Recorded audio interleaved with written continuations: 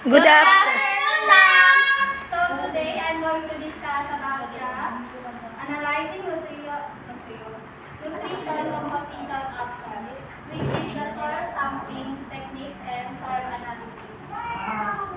So who can read soil sampling techniques? Okay, Ms. Salvador. Soil sampling techniques are essential to obtain representative samples for accurate analysis, while laboratory analysis identifies specific nutrients levels and other soil characteristics. So the soil sampling is nakawalan natin ito during kay Ma'am Ivy, which is nakulit tayo ng 3 areas.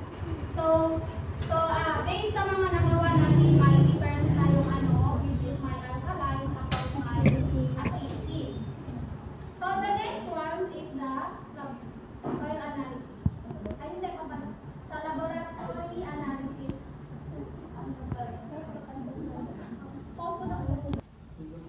So the laboratory analysis is the process of testing of soil sample to measure its chemical and physical properties.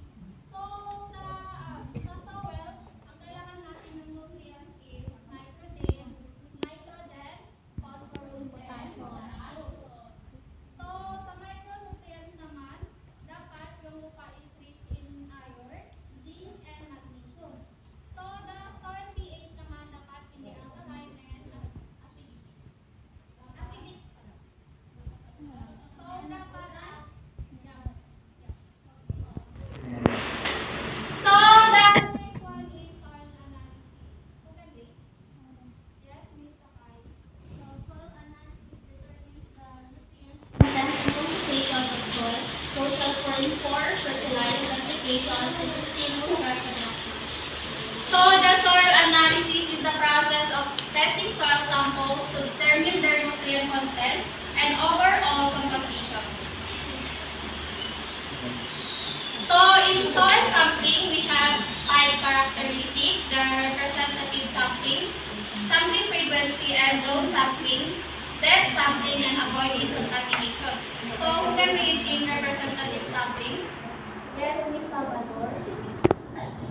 Representative sampling aim for a sample that reflects the entire area's average nutrient status, typically 0.25 to 0.5 kilogram of soil. So in soil sampling, in representative sampling, it involves collecting multiple small samples from different locations within a field and combining them to create a composite sample that accurately reflects the average soil condition of the area. So the next one is the sampling frequency. Yes, Miss?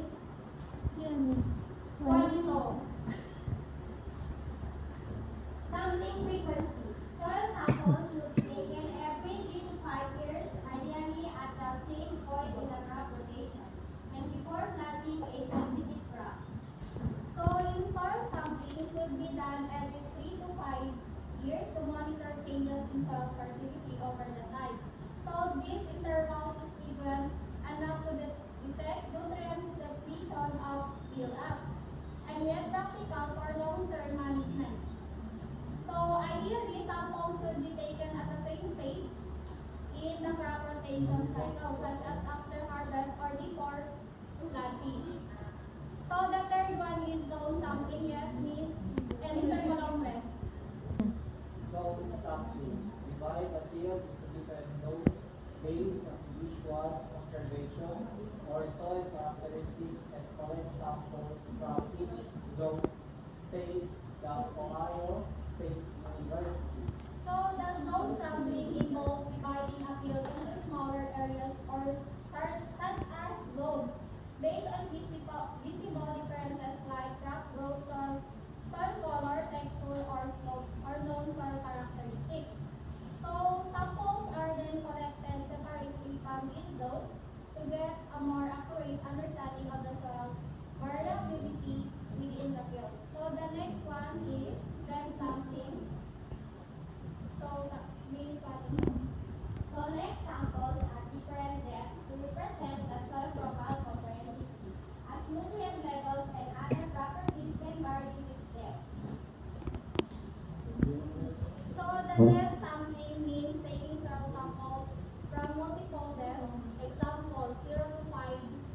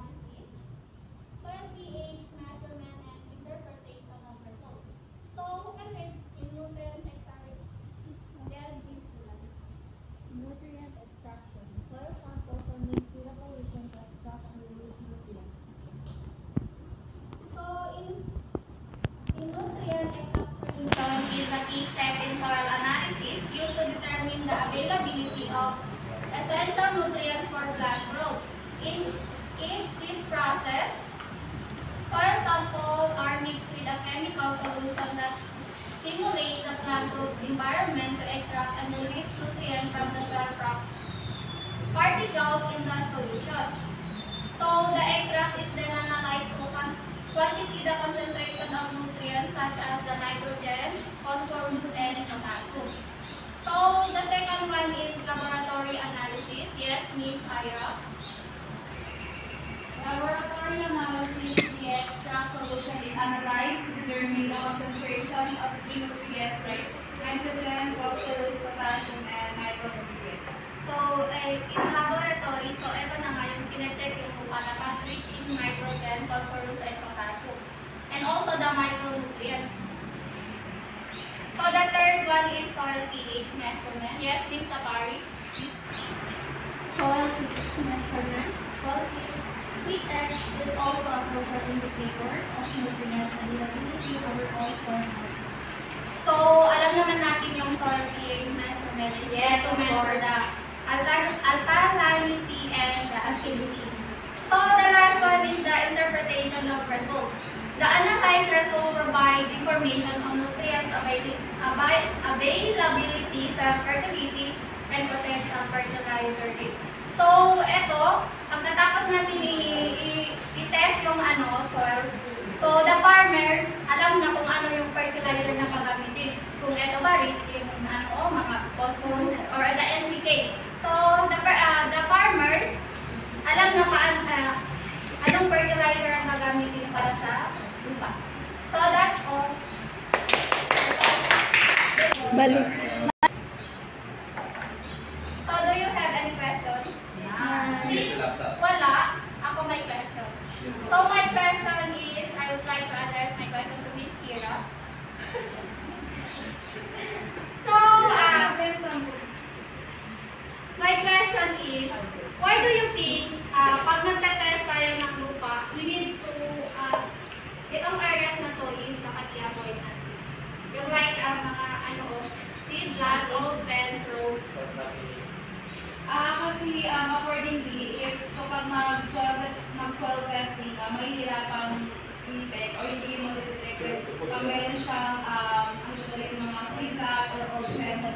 So, last time nagpunta kami dun sa sa TABIN, Department of Agriculture. They said na pag magpasa ng soil, kailangan nalinis. Walang halong mga debris or yung mga